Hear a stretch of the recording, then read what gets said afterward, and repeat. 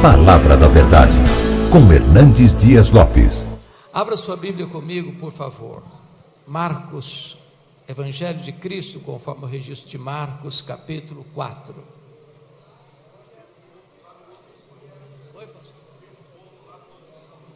Tem um outro povo lá no outro salão. Deus abençoe vocês, hein? Bênção demais. Marcos, capítulo 4. Versos 35 a 41. Ok. Marcos 4, 35 a 41. Eu peço que após a leitura desse texto você não feche sua Bíblia. Eu preciso que você acompanhe comigo. Naquele dia, sendo já tarde, disse-lhes Jesus: passemos para outra margem. E eles despedindo a multidão, o levaram assim como estava no barco, e outros barcos o seguiam. Ora, levantou-se grande temporal de vento, e as ondas se arremessavam contra o barco, de modo que o mesmo já estava a encher-se de água. E Jesus estava na popa, dormindo sobre o travesseiro. Eles o despertaram e lhe disseram: Mestre, não te importa que pereçamos? E ele, despertando, repreendeu o vento e disse ao mar: acalma-te, emudece. O vento se aquietou e fez-se grande bonança. Então lhes disse: por que sois assim tímidos? Como é que não tendes fé? E eles, possuídos de grande temor, diziam uns aos outros: quem é este que até o vento e o mar lhe obedecem? Amém. À guisa de introdução, eu quero fazer 4 afirmações, 4 declarações, 4 verdades. A primeira delas é que as tempestades da vida são inevitáveis. Elas acontecem para todos, democraticamente, grandes e pequenos, ricos e pobres, doutores e analfabetos, crentes e descrentes, governantes e governados. A vida não é uma estufa, nós não estamos blindados, estamos expostos. Segunda declaração: as tempestades são também imprevisíveis, elas chegam de súbito, sem aviso prévio, e nos colhem tantas vezes de surpresa, e podem botar nossa vida de ponta cabeça. É um acidente grave, é uma doença súbita, é um divórcio doloroso, é um luto amargo, é uma rasteira do sócio da empresa, é uma decepção amorosa, é uma situação que você nunca imaginou passar na vida, mas está passando. A geografia desse fato aqui sugere isso. Vocês sabem que o chamado Mar da Galileia é um lago de águas doces, maior reservatório de águas doces do Oriente Médio. São 23 quilômetros de comprimento por 14 de largura. Este chamado Mar da Galileia está encurralado por montanhas. Do lado oriental, as montanhas de Golã; do lado ocidental, as montanhas da Galileia. Esse lago está a 220 metros abaixo do nível do mar Mediterrâneo. O monte mais alto de Israel é o Monte Hermon, que fica próximo dali, cujo cimo sempre coberto de gelo. Às vezes, repentinamente, inesperadamente, os ventos gelados vêm dessa montanha, encurralados pelos montes, batem na superfície do lago. Às vezes só a pino, e começa uma tempestade de vento. Parece-nos que foi isso que aconteceu aqui. Quando eles saem para atravessar, está tudo calmo. No meio da viagem, a tempestade surge. É assim na vida. Terceiro, as tempestades da vida são também inadministráveis. Às vezes são. Aqueles discípulos conheciam aquele lago, foram criados ao redor daquele lago. Alguns trabalhavam naquele lago como pescadores. Certamente já tinham enfrentado outras tempestades, já tinham passado por semelhantes experiências e venceram, administraram, mas agora não conseguem. Eles usam todo o seu conhecimento e toda a sua experiência, e o barco está se enchendo d'água, rodopiando no meio do mar. A morte está mostrando para eles a sua carranca, e eles não conseguem resolver o problema. Às vezes é assim na vida. Aquilo que você administrava, até com certa facilidade, não consegue administrar mais. Aquela pessoa que era tão amável, tão dócil, de repente fica estranha. Acho que nós pastores já ouvimos tanto isso em gabinete pastoral. Ah, pastor, aquele homem com quem eu me casei é outra pessoa, eu não conheço mais. Tornou-se uma pessoa cáustica, dura, tóxica. Aquele filho criado com tanto zelo, de repente se transforma num menino rebelde, não escuta pai e mãe. As tempestades às vezes são inadministráveis. Mas em quarto e último lugar, à guisa de introdução, as tempestades são também pedagógicas. Louvado seja Deus. Você e eu não cremos em acaso. Você e eu cremos que Deus é soberano. Você e eu cremos que Deus não é colhido de surpresa. Você e eu cremos que Deus tem um propósito em tudo que acontece conosco. Você e eu podemos afirmar, sabemos que todas as coisas cooperam para o bem daqueles que amam a Deus, daqueles que são chamados segundo o seu propósito.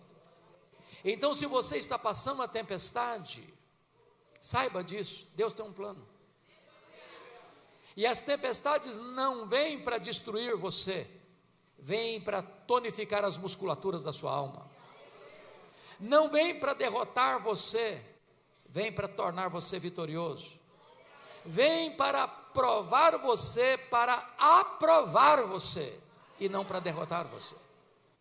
Bom, dito isto, voltemos ao texto então. O contexto dessa passagem é que Jesus passara todo aquele dia ensinando as parábolas do reino. E se você já deu aula, já ensinou, já pregou um dia inteiro, obviamente no final do dia você está o quê? Exausto. Então Jesus entra no barco com os discípulos e dá uma ordem para eles: passemos para outra margem. E ele vai lá para trás do barco, pega um travesseiro, deita e dorme. Ele era perfeitamente homem. Enquanto estão navegando, subitamente chega a tempestade. E eu fico até imaginando os discípulos dizendo uns para os outros assim: vamos deixar o mestre descansar. Nós resolvemos isso. Nós conhecemos, nós temos experiência, nós vamos administrar isso. Mas eles não conseguem. Não conseguem. Lá pelas tantas, depois de perceber que não havia mais saída para eles, o barco estava cheio d'água, a morte mostrando a carranca para eles. Eles vão a Jesus para acordá-lo com uma pergunta em tom de censura: mestre, não te importa que pereçamos? E Jesus desperta-se, repreende o vento, repreende o mar, diz: acalma-te, emudece. E o vento tem ouvidos, a voz do Criador, e o mar escuta a ordem do Criador, e faz-se bonança. Então Jesus pergunta para eles assim: por que sois assim tímidos? Como é que não tendes fé? Em outras palavras, por que vocês estão com medo? Por que vocês não têm fé? E então diz a Bíblia que eles, tomados de grande reverência e temor, perguntam uns para os outros assim: mas quem é este que até o vento e o mar lhe obedecem? Se você percebeu, esse texto está regido por 3 perguntas. A primeira pergunta, no versículo 38, é a pergunta dos discípulos a Jesus. A segunda pergunta está no versículo 40, é a pergunta de Jesus aos discípulos. A terceira pergunta está no verso 41, é a pergunta entre os discípulos. Bom, se essas 3 perguntas regem o texto, é sobre ela que nós vamos conversar daqui para frente. Então vamos à primeira pergunta, por gentileza, verso 38.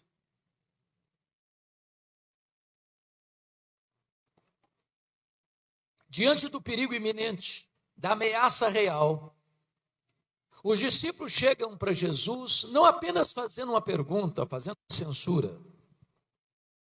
Mestre, não te importa que pereçamos? Não vais fazer nada? Não vais nos ajudar? Não estáis percebendo o risco, o perigo, a ameaça? Vais continuar dormindo? Parece-nos que nas horas mais difíceis da vida, a sensação que nós temos é que Deus está longe, ou ausente, ou indiferente, ou inativo. A grande pergunta para nós é: por que eles estão fazendo essa pergunta em tom de censura? O que é que não está bem resolvido na cabeça deles, na mente deles? Primeiro, o que não está bem resolvido na mente deles é conjugar a ordem expressa de Jesus, passemos para outra margem, com a tempestade. Porque esse é o imaginário que você e eu temos de vida cristã. Eu aprendi quando criança, fui criado no Evangelho, uma musiquinha. Com Cristo no barco tudo vai muito bem, vai muito bem. Vai muito bem, com Cristo no barco tudo vai muito bem. Só que Jesus está no barco e não está nada bem. Nada bem. Qual a sensação que você tem? Se eu estou fazendo a vontade de Deus e andando com Deus, o mar vai estar esmaltado, vai ser voo de cruzeiro. Nenhuma tempestade. Como é que você entende isso? Você é um crente fiel, dizimista fiel, piedoso. Vai para um leito de hospital, perde o emprego, bate o carro, passa uma crise no namoro, no noivado, no casamento. Como é que você entende isso? Porque entender a tempestade que Deus mandou atrás do profeta Jonas é fácil. Ele estava numa rota de desobediência. E Deus mandou a tempestade atrás dele para trazê-lo de volta para o caminho. Preste atenção aqui, crente desviado é endereço certo de tempestade. Se você está desviado, Deus vai mandar a tempestade atrás de você. Não para destruir você, para trazer você de volta. Agora, como é que você vai entender que você está fazendo o que Jesus mandou você fazer e a tempestade pega você? Esse era o dilema deles. O segundo dilema deles era como entender a urgente necessidade deles e a aparente demora de Jesus. O que Jesus estava fazendo no barco? Dormindo. Quem está dormindo não está agindo. E eu vou lhes dizer que, às vezes, a demora de Deus nos incomoda mais do que o próprio problema, que a própria tempestade. Às vezes o silêncio de Deus grita mais alto nos ouvidos da nossa alma que o ruído mais barulhento das circunstâncias mais adversas. Acho que esse foi o grande dilema da Marta e da Maria lá em Betânia. Não foi só lidar com a doença do Lázaro, foi lidar também com a demora de Jesus. E Marta ficou tão triste com Jesus que quando Jesus chegou na aldeia, ela nem falou shalom para ele. Foi logo despejando a sua mágoa. Se tu estiveras aqui, meu irmão não teria morrido. O senhor atrasou, o senhor não chegou na hora certa, nós avisamos, nós pedimos, nós insistimos, o senhor é amigo da família, o senhor ficou tantas vezes aqui na nossa casa, na hora que nós mais precisamos, o senhor nos deixou na mão, agora não adianta mais, agora é tarde.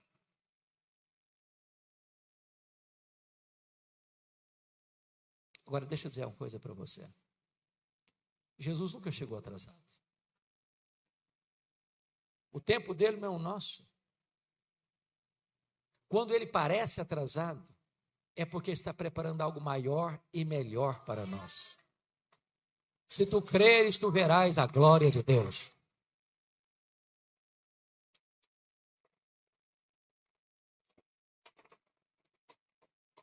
Mas agora, diz o texto, que diante desta pergunta em tom de censura, Jesus se levanta e repreende o vento, e repreende o mar. O que eu acho maravilhoso é que a criação escuta a voz do Criador. A voz do Senhor é poderosa. Ele dá uma ordem e o sol para. Ele dá uma ordem e as estrelas aparecem. Ele dá uma ordem e o vento cessa. Ele dá uma ordem e o mar se acalma. Ele dá uma ordem e uma mula profetiza. Ele dá uma ordem e um verme obedece à voz dele e corta uma planta. Ele dá uma ordem e os anjos saem para fazer a sua vontade. Ele dá uma ordem e os demônios batem em retirada. Ele dá uma ordem e a voz dele é poderosa e despede chamas de fogo. E ele diz para o mar, acalma-te. Ele diz para o vento, sossega. E fez-se grande bonança. Sabe o que me encanta aqui? É que é um outro registro de tempestade nos evangelhos. E lá naquela outra situação, relatada lá em Mateus 14, Jesus mudou o método. Aqui ele acalma primeiro a tempestade para depois acalmar os discípulos. Lá ele acalma primeiro os discípulos para depois acalmar a tempestade. E por que ele muda de método? Sabe por quê? Porque Jesus, que conhece você e eu, sabe que às vezes a tempestade maior está dentro de nós, às vezes a tempestade maior está fora de nós. E ele é poderoso para acalmar tanto a tempestade de dentro quanto a tempestade de fora. Talvez o seu problema é a circunstância, talvez o seu problema é o sentimento. E Jesus está aqui agora para acalmar os vendavais da sua alma e para acalmar a sua própria alma. Bom, agora é Jesus quem pergunta para os discípulos no verso 40. Então ele se volta para os discípulos e pergunta assim: por que vocês estão com medo? Por que vocês não têm fé? Agora, transporte para lá e pergunte a você mesmo: e você e eu estaria com medo naquela circunstância? O barco é frágil, o mar está revolto, está de noite, as ondas revoltas solapando o barco frágil, o barco se enchendo d'água, a morte mostrando a carranca para eles. Você estaria com medo? Deixa eu dizer uma coisa. Eu fiz vários cruzeiros pequenos na vida. Só fiz um cruzeiro em navio grande na vida, que saiu aqui de Santos. Foi lá para as praias do Rio de Janeiro, no interior. Eu prometi a mim mesmo, pastor, nunca mais fazer outro cruzeiro na vida. Foi desesperador. Ondas de 5 metros. Todo mundo nauseado. O pessoal ia jantar e não conseguia chegar no restaurante e voltava cambaleando pelos corredores, vomitando nos corredores. Eu não suportava mais de tanto enjoo. Quando nós saímos, sabendo que tinha 8 horas, eu disse: meu Deus, ou eu durmo ou eu morro. Eu não aguento isso. Agora imagina um barco pequeno. E Jesus pergunta assim: vocês estão com medo por causa de quê? Por que vocês não têm fé?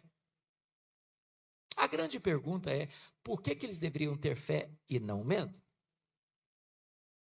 Para ajudar vocês, trarei 4 razões porque eles deviam ter fé e não medo, usando um recurso mnemônico, ou seja, facilitando a memorização. Todos começando com a letra P. Primeiro, eles deviam ter fé e não medo. Primeiro, por causa da promessa de Jesus no verso 35. Passemos para outra margem. Se Jesus disse passemos para outra margem, qual era o destino deles? A outra margem. Sabem por quê? Promessa de Jesus e realidade são a mesma coisa. Ele é o avalista da sua própria palavra. Nenhuma das suas promessas cai por terra. Em todas as suas promessas nós temos o sim e nós temos o amém. Se ele falou, ele é fiel para cumprir.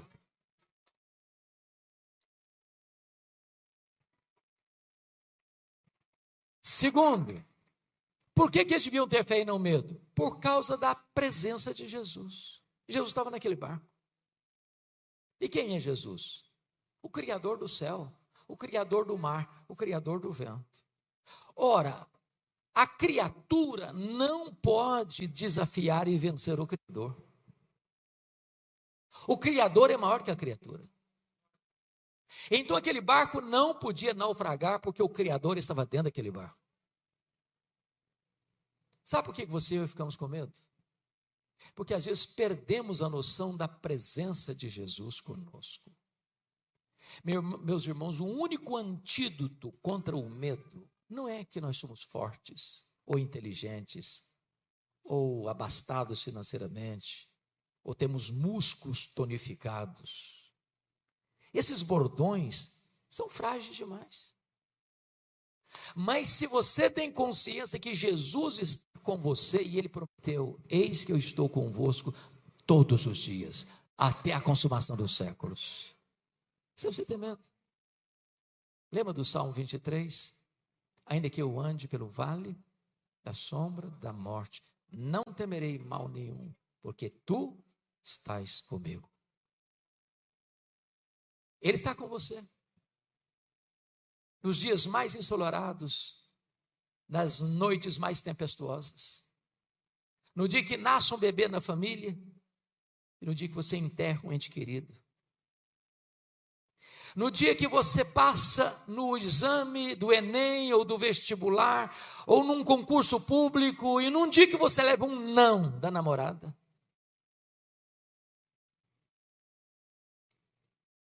Ele está com você no dia que você sobe ao altar no casamento e no dia que o seu casamento desfaz por um doloroso divórcio. Ele nunca vai desamparar você. Terceiro, por que eles deviam ter fé e não medo? Primeiro, por causa da promessa. Segundo, por causa da presença. Terceiro, por causa da paz de Jesus. O que Jesus estava fazendo no barco? Dormindo. Ele sabia que a tempestade viria? Certamente. E se sabia por que dormiu? Porque tinha consciência que tudo estava sob controle. Então, paz não é a ausência de tempestade. Paz é a consciência de que, apesar da tempestade, tudo está sob controle. Não do seu controle, do controle de Jesus. Quarto lugar, por que eles deviam ter fé e não medo? Primeiro, por causa da presença, promessa. Segundo, por causa da presença. Terceiro, por causa da paz. Quarto, por causa do poder de Jesus.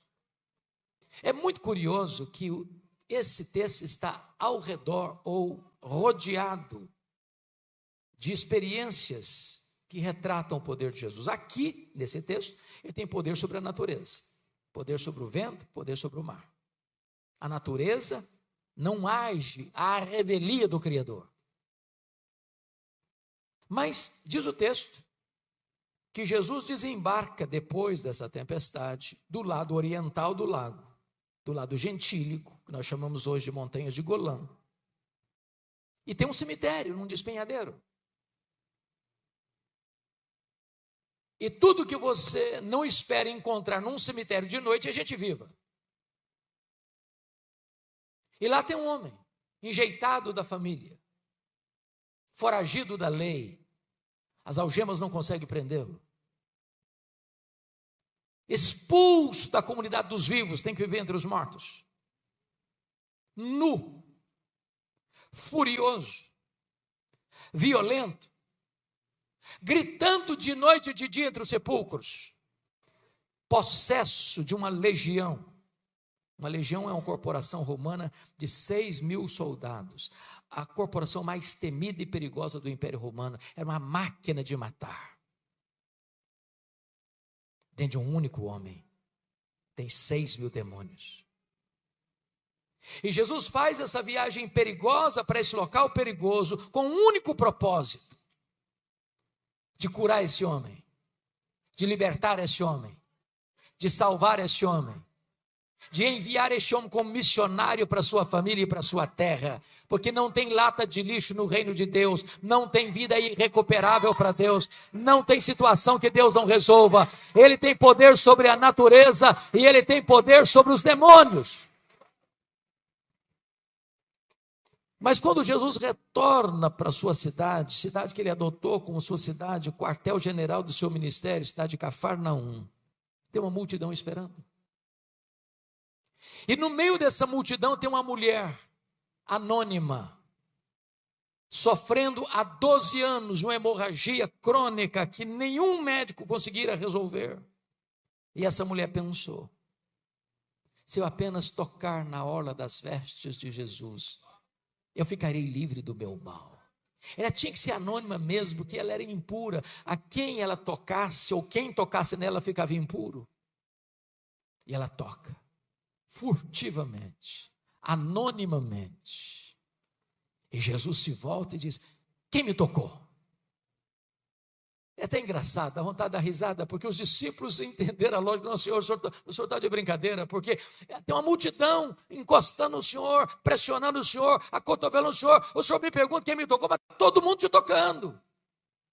Uma coisa é encostar em Jesus, outra coisa é tocá-lo pela fé. Alguém me tocou porque de mim saiu o poder.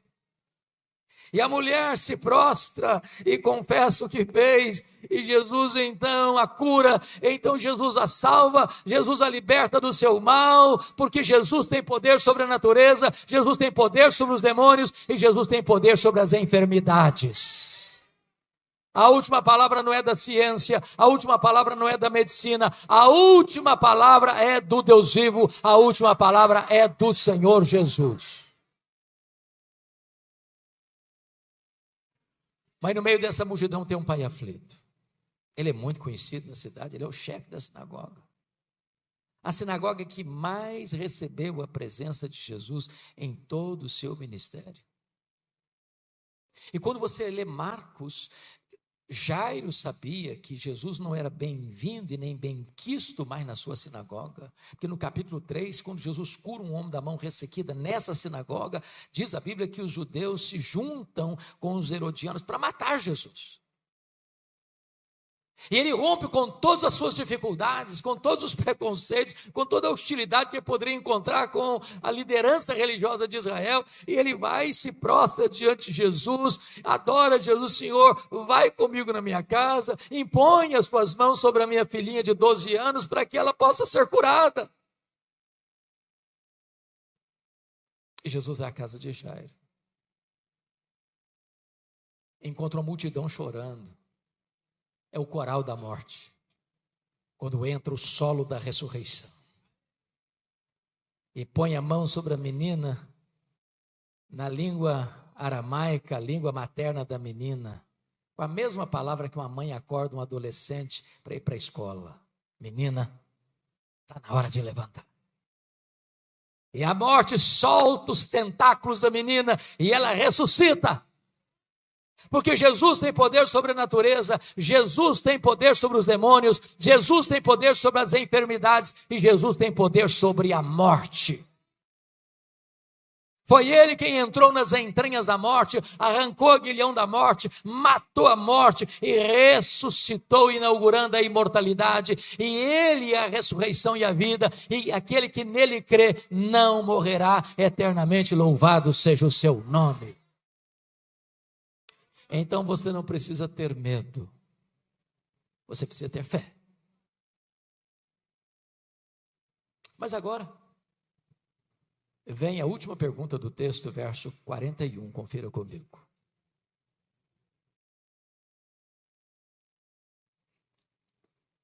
A última pergunta do texto não é mais dos discípulos para Jesus. Não é mais de Jesus para os discípulos. A última pergunta do texto é entre os discípulos. E a pergunta foi esta, cheios de admiração e reverência: quem é este? Quem é este que até o vento e o mar lhe obedecem? Que pergunta emblemática. E nós poderíamos responder esta pergunta nesta noite. Este é aquele que com o Pai e o Espírito Santo, antes da criação do mundo, reunidos no conselho da Trindade, planejaram o universo. E você e eu. E Ele planejou a nós. Quem é este? Este é aquele que criou todas as coisas.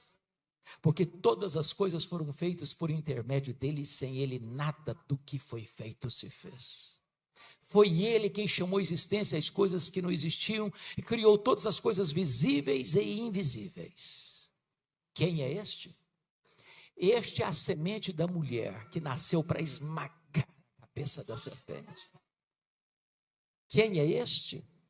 Este é o descendente de Abraão, em quem todas as famílias da terra são abençoadas. Quem é este? Este é aquele que é representado pelo Cordeiro da Páscoa, cujo sangue vertido, colocado no batente das portas, libertou os primogênitos de Israel da morte no Egito. Quem é este? Este é aquele que é representado pela coluna de fogo e pela coluna de nuvem. Este é aquele que é representado pelo maná que caía do céu e pela água que brotava da rocha. Este é aquele que é representado pelo tabernáculo, pela arca da aliança. E por que estava dentro da arca as tábuas da lei, o vaso com maná e a vara seca de Arão que floresceu? Quem é este? Este é aquele que é representado pelo templo. Este é aquele que é representado pelas festas. Este é aquele que é representado pelos sacrifícios. Este é aquele que é representado pelo sábado. Tudo era sombra dele. Ele é a realidade. Quem é este? Este é o sol da justiça. Este é a brilhante estrela da manhã. Este é o maravilhoso conselheiro. Este é o Deus forte. Este é o Pai da eternidade. Este é o príncipe da paz. Quem é este? Este é o verbo que se fez carne e habitou entre nós, cheio de graça e de verdade, e vimos a sua glória, glória como do unigênito do Pai. Este é o Cordeiro de Deus que tira o pecado do mundo. Este é o Cordeiro que foi morto, mas está vivo pelos séculos dos séculos, e tem as chaves da morte e do inferno. Quem é este? Este é o fundamento da igreja. Este é o dono da igreja, este é o edificador da igreja, este é o protetor da igreja. Quem é este? Este é o todo-poderoso Deus, o grande eu sou. Este é o pão da vida, este é a luz do mundo, este é a porta das ovelhas, este é o bom pastor, este é a ressurreição e a vida, este é o caminho, a verdade e a vida, este é a videira verdadeira. Quem é este? Este é a raiz de Davi. Este é o leão da tribo de Judá. Este é o alfa e o ômega. Este é o princípio e o fim. Este é o rei dos reis. Este é o Senhor dos senhores. Quem é este? Este é aquele que andou por toda parte, libertando os oprimidos do diabo. Os cegos viram, os surdos ouviram, os mudos falaram, os coxos andaram, os leprosos foram purificados, os mortos ressuscitaram. Quem é este?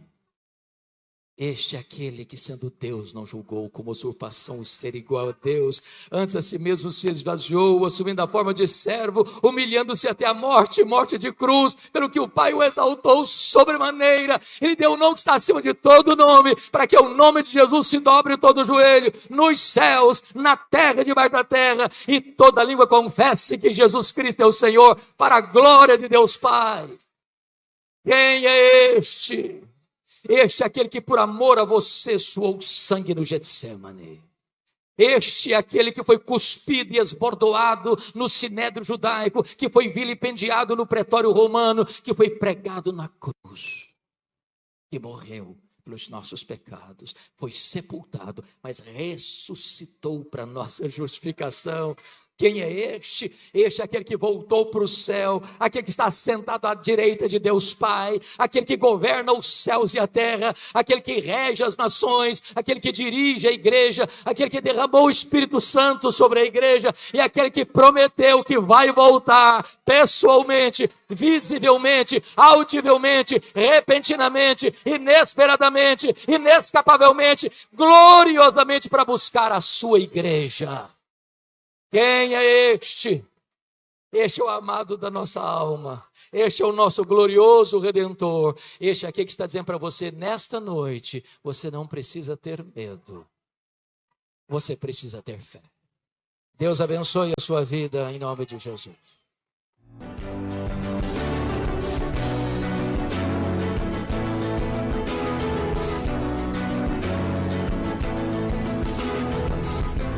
Palavra da Verdade, com Hernandes Dias Lopes.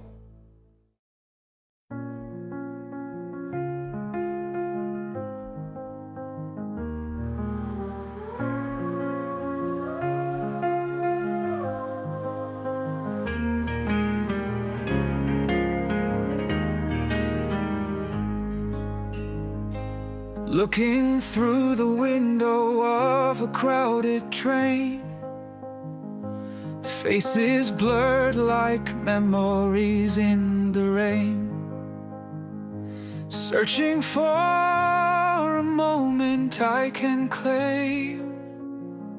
Life keeps moving, never quite the same.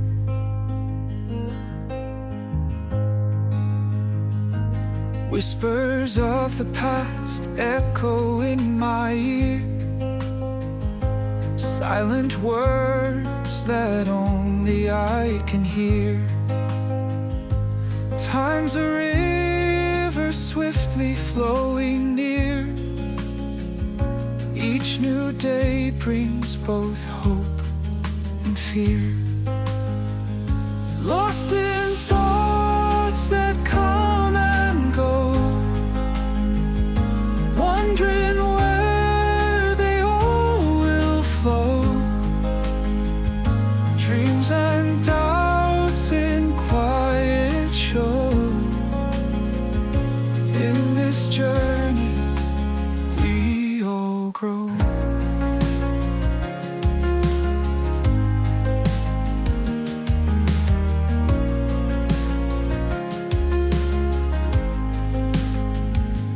Raindrops tapping gently on the glass. Moments fade, no matter how we grasp. In the silence of the days that pass, we find truth in questions we still ask. Lost in thoughts that come and go, wondering where they all will flow. Dreams and doubts in quiet show. In this journey we all grow. Eyes closed tight to see inside a world where secrets like to hide. Truths emerge from where they bide, in the heart where feelings ride. The train moves on through night and day, carrying dreams along the way. fleeting play, a story lived and swept away.